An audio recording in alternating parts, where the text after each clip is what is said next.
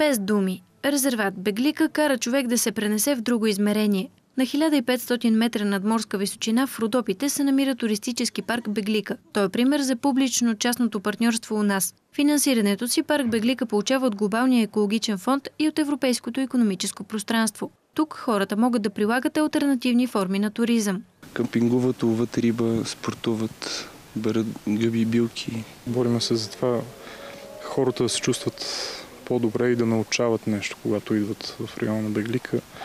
Бориме се за това хората да оценят природното богатство, което имаме. Слънцето е най-големият приятел на парка. Благодарение на него има ток, баня и тоалетна. Комплексът притежава и собствена пречиствателна станция, която работи на основата на тръстика и папур. Нашата гордост това е фотоволтаичната система, която имаме, и електричеството, което използваме в центъра, е генерирано от слънчевата енергия. Преди дни е завършил първият детски лагер в Беглика. Организаторите се надяват за в бъдеще групите от деца да станат постоянно явление тук, за да могат да опознават горите, язовира и животните, които живеят в тях. Това е най-медитативното място, на което съм бил. Най-хармонизиращото място. Препоръчвам на всеки да остане поне една седмица тук.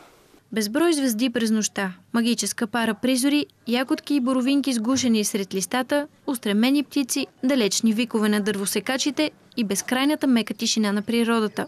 Един чуден свят в сърцето на Родопа планина.